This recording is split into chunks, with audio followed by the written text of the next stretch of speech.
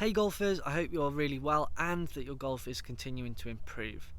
In today's video is going to be very different. I'm going to be doing a question and answer session to give you some information about myself, about the golf and other things alongside that. So let's get into this. This is Nick Does Golf.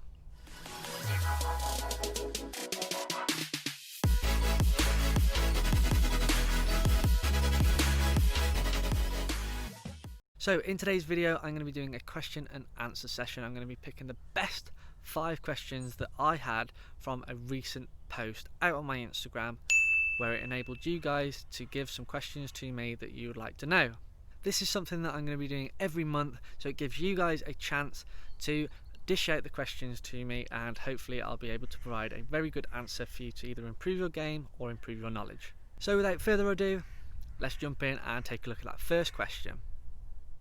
So the first question is from the Four Horsemen. Nice name, guys.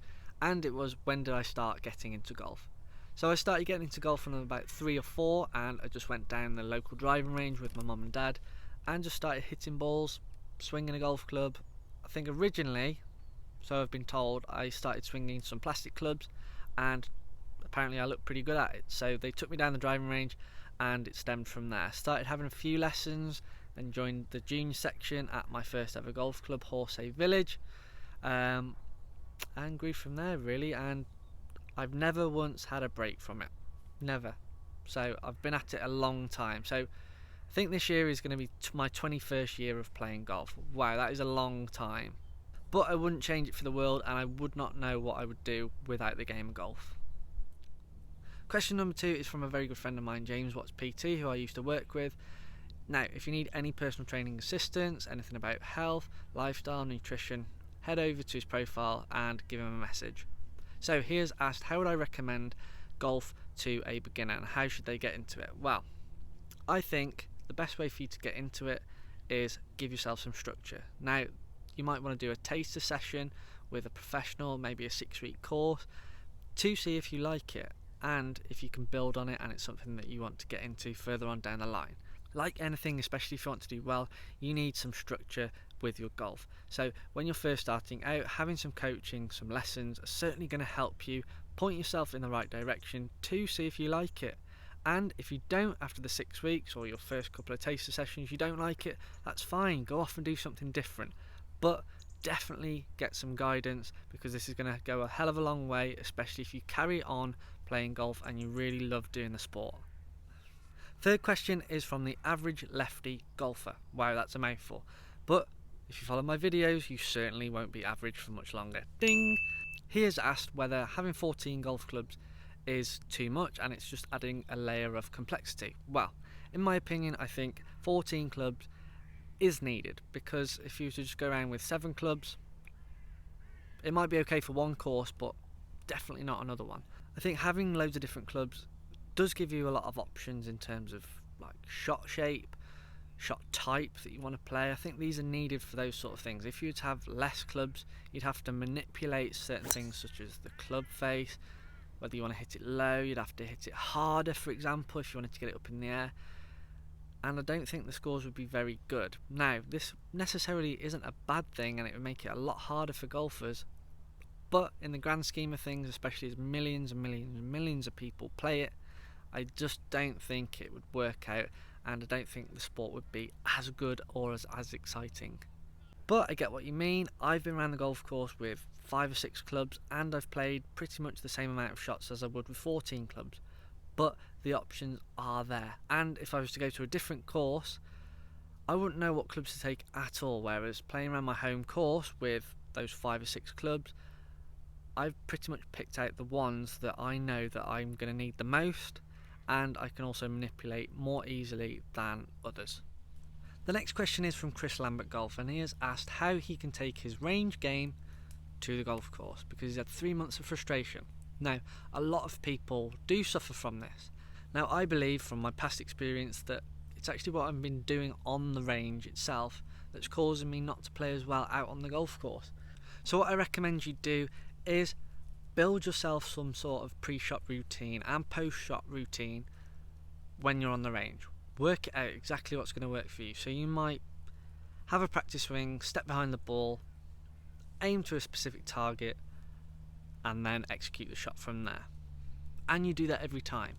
Get yourself into a groove. Don't just hit the balls out into that big open space and think, yeah, that looked pretty good, that felt really good. No, you need some structure, you need to get your yardages right, you need to work all these little things out in detail in order for you to improve it out on the golf course, because there's no point hitting great strike after every single shot that you've hit on the range, but you don't know how far it's going, you don't have an intended target, you don't know these things. So you need to implement some of these fine details into your range game. From there you can just take this out onto the golf course because it's ingrained, then hopefully it becomes natural, and then away you go from there really. But you've definitely got to find what works for you, and if it does work for you and it brings about the good in your game, then that is the way for you to go forwards. And the final question is from a very good YouTubing friend, Matt from Terrible Golf, and he has asked what my future plans are and whether I'm going to be playing on such tours such as the Clutch Pro Tour, the Jamaica Tour, etc. Well, to do that I would have to turn pro, but I've got this message from last night. Take a look at this.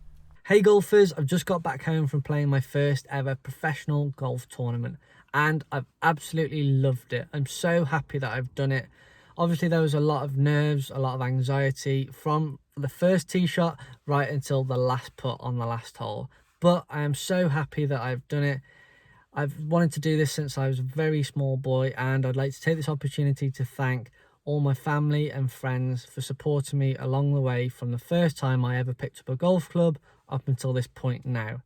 From here on, I'm going to play in a lot more professional tournaments and try and progress to that next level now. A lot of practice is needed, but I just can't wait to get going. This is the beginning of hopefully something special and another chapter in my life. So thank you very much for all the support that you have given. I can't wait to get going.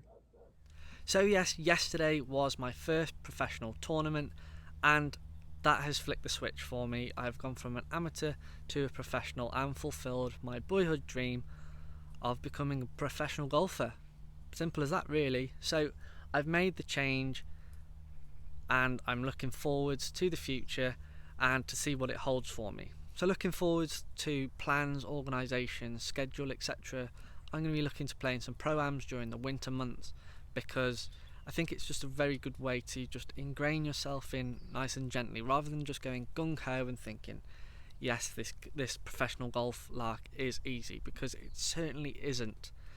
The amount of golfers that I used to play with when I was younger that no longer play golf because they've had a go at professional golf and they just haven't managed to hack it is quite astounding really. And I want to do it my own way, and I think this is the way forwards for me to do it. Ease myself in gently and then look forward to the spring, summer, where I can look to play in bigger events, because I'll have the confidence, I'll know exactly what it feels like to play in a professional field, and also play with a lot of amateurs that are going to be, they might potentially back you as an investor, somebody that's going to sponsor you. You never know who you're going to bump into. So these are great events for me to play in to start off with, to make sure that I'm ready for next year.